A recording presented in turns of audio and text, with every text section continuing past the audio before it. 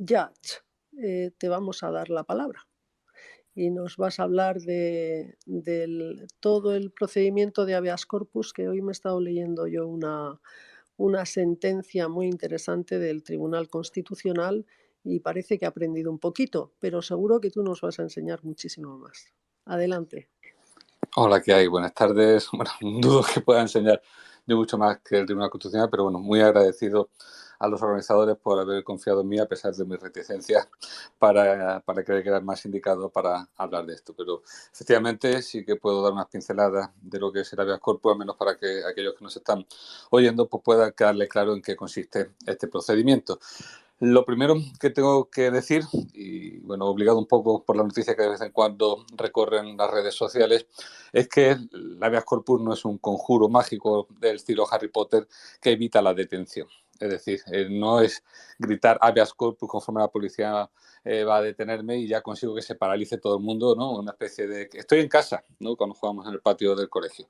El habeas corpus es un procedimiento para cuando ya la persona ha sido detenida. Es decir, la detención se va a efectuar, se va a culminar, se va a llegar al detenido a dependencias policiales para registrar sus datos y demás, y bueno, sí, de forma rápida, sin duda, pues bueno, se va a poner en comunicación el habeas corpus solicitado al juez, pero mientras tanto esta persona va a seguir detenida, ¿vale? Yo quiero que esté claro porque a veces, bueno, por algunos vídeos que se hicieron virales parece que la gente entiende el habeas corpus de otra forma.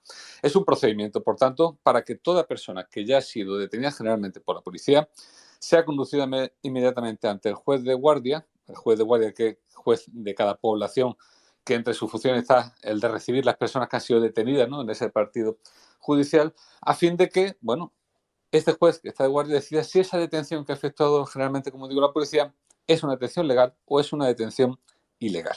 ¿De acuerdo? El tema es que, lo tiene como habeas corpus de derecho a él toda persona que haya sido detenida, sin lugar a dudas. Y la policía además tiene obligación de informar a todo detenido de que puede solicitar habeas corpus.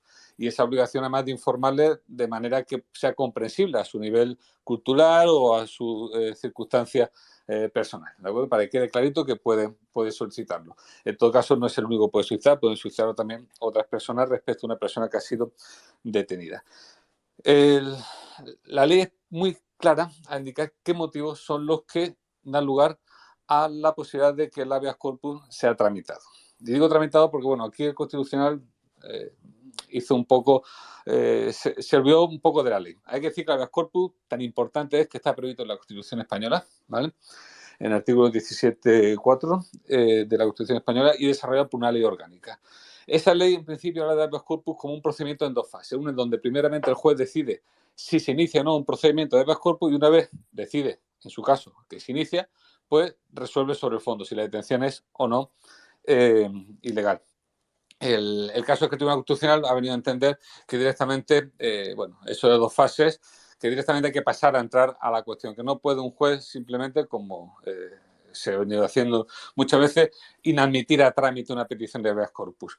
Y digo, pero sí, pero como un juez se atreve directamente, le hace petición de habeas corpus y lo inadmite. Bueno, porque como digo, las causas para pedir habeas corpus están muy, muy especificadas en la ley, son muy claras. Ahora rápidamente voy a indicar de manera muy somera cuáles son. Pero casi nunca se pide un habeas corpus, al menos según mi experiencia profesional, por los motivos correctos. Es decir, la mayoría de las veces que alguien pide un habeas corpus es porque dice que no ha hecho aquello que le están acusando.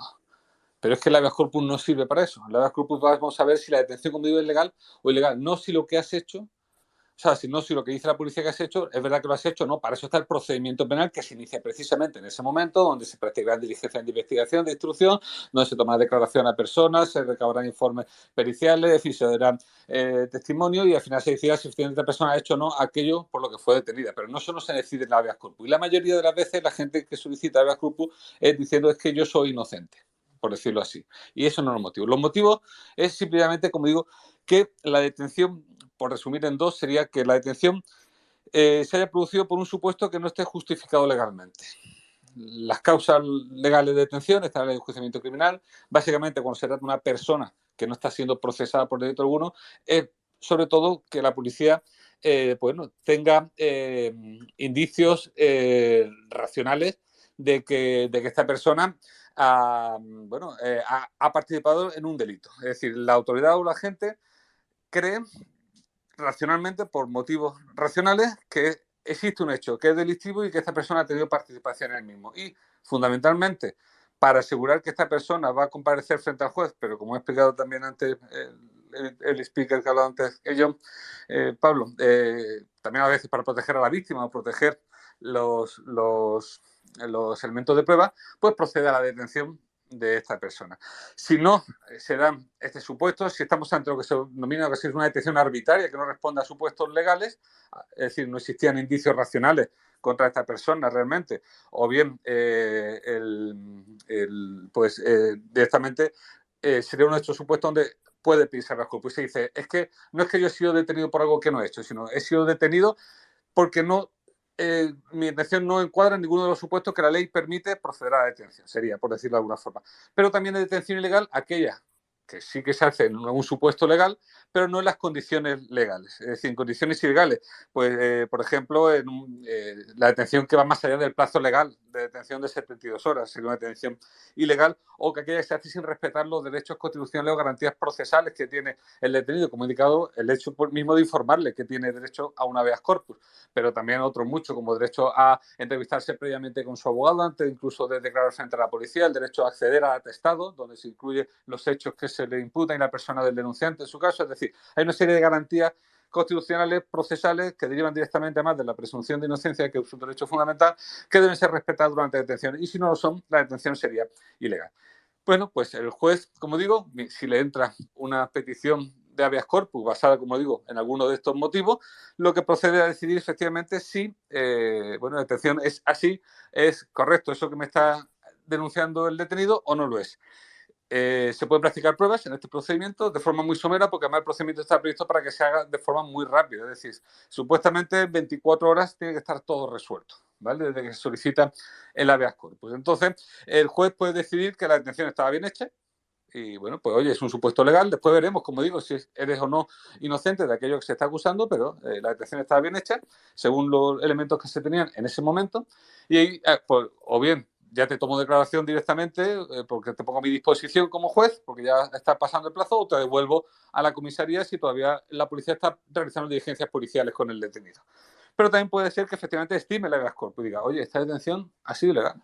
O bien no se corresponde con un supuesto en que legalmente es posible detener, o bien no se ha realizado, como digo, con garantías constitucionales. Si queréis, como ya veo que me estoy pasando, si queréis, vemos luego qué pasa una vez el juez en su caso ha decidido que el habeas corpus es estimado y por tanto ha declarado detención de forma ilegal.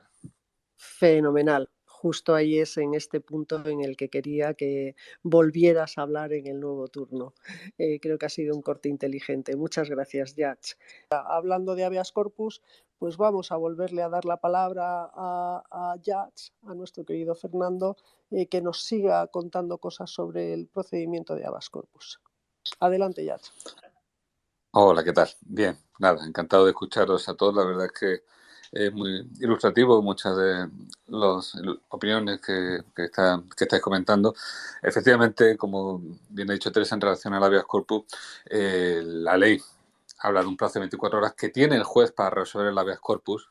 No me había expresado igual con claridad, pero efectivamente desde el momento en que el habeas corpus solicita y se admite a trámite, ya he dicho que el Tribunal Constitucional ha venido a decir que siempre hay que admitirlo a trámite para entrar al fondo del mismo, el detenido debe ser puesto a disposición inmediata del juez, sea la hora que sea. Estamos hablando de que efectivamente puede ser la 1, 2, 3 de la mañana, una tarde, una mañana de domingo, una tarde, en fin, que efectivamente por eso los habeas corpus pone a todo el mundo en guardia y suponen un pico de ansiedad en el juez de guardia, bueno, en todos los profesionales que tienen, el propio abogado, ¿no?, de oficio y los policías, en fin, de todo, porque evidentemente el detenido que poner a disposición del juez, una vez como digo, se ha hecho los trámites indispensables en comisaría, y el juez ahí sí tiene 24 horas, evidentemente no va a agotar esas 24 horas y estas cuestiones se resuelven mucho más rápido. Y también, como bien ha precisado Lady, aquí estamos hablando de delitos de violencia contra mujer o delitos de violencia de género, pero que evidentemente el habeas corpus es para cualquier detención que se entienda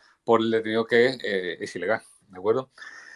Hablábamos de que efectivamente cuando una detención es ilegal, ¿no? Que casos la ley dice que deben serlo o que pueden serlo. Como decía, cuando efectivamente se detenga fuera de los supuestos legalmente permitidos. Claro, antes, lo he dicho así un poco de soslayo, pero la policía a la hora de detener puede tener en muy variadas ocasiones y supuestos. La ley de enjuiciamiento criminal, que es la que regula este hecho, habla de un montón de casos. Pero refiriéndome exclusivamente, por centrarnos en el tema, a aquellas personas que no han sido que no están implicadas en ningún proceso penal y que por primera vez de repente se encuentran de cara con él en un asunto pues, de violencia de género, de lo que sea, y van a ser detenidas o no por la policía, bueno, la ley dice claramente que es necesario que la gente de la autoridad, en este caso, crea que existen motivos racionales bastante para que efectivamente se ha cometido un delito y que esta persona pueda estar implicada.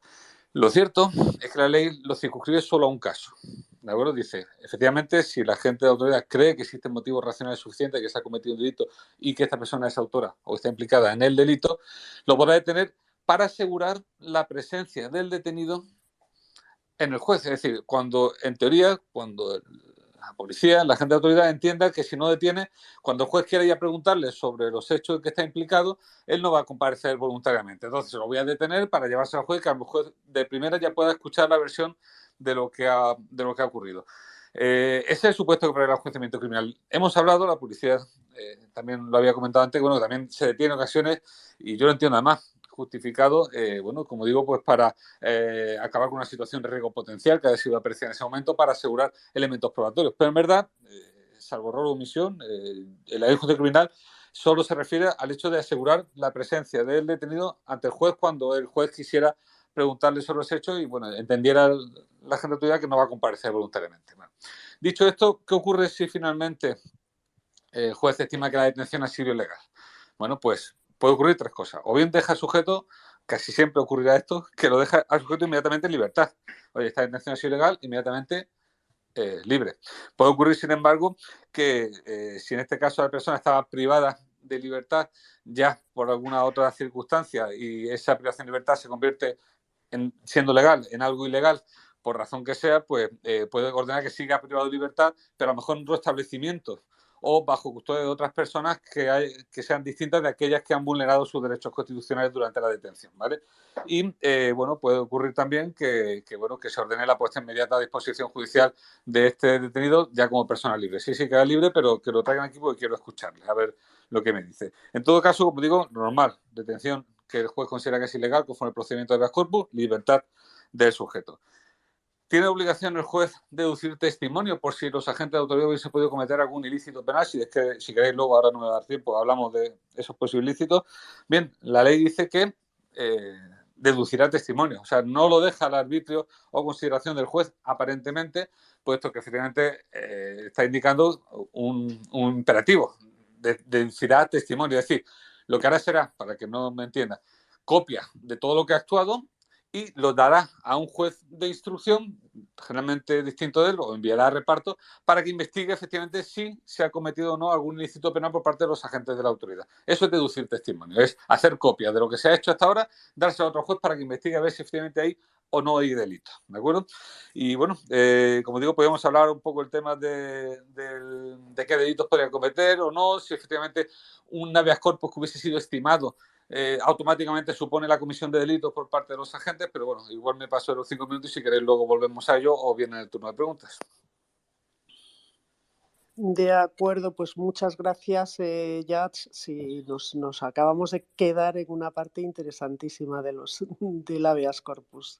Le vamos a dar la palabra a Yats para que concluya también con el procedimiento de habeas corpus. Muchísimas gracias, Lady. A vosotros. Bueno, pues sí, esto parece una novela por entregas. Ahora voy con la última parte, que sería un poco, bueno, discernir, explicar o hacer entender en la medida de lo posible cómo el hecho de que un habeas corpus que fuera estimado y que un juez haya declarado, por ejemplo, que la detención efectuada por la policía es ilegal, no tiene que necesariamente conllevar que los agentes de autoridad hayan cometido un delito de detención ilegal en sus dos vertientes que ahora de manera muy breve voy a explicar. Para empezar, bueno, ya he dicho que el juez de guardia que resuelve el habeas corpus y decide que esa detención no ha sido ajustada a derecho y que es ilegal, debe deducir testimonio, es decir, debe dar copia de lo actuado a otro juez de instrucción para que investigue si los agentes de autoridad han cometido delitos. ¿Qué delitos pueden cometer? Bueno, hay un artículo 530 que habla de el delito de detención ilegal, pero para el caso de que mediando causa por delito, es decir, existiendo realmente indicios racionales o causa bastante para hablar de delito y por tanto de detención, sin embargo, esa detención no se ha realizado cumpliendo los plazos legales o con las garantías constitucionales o procesales que prevén las leyes.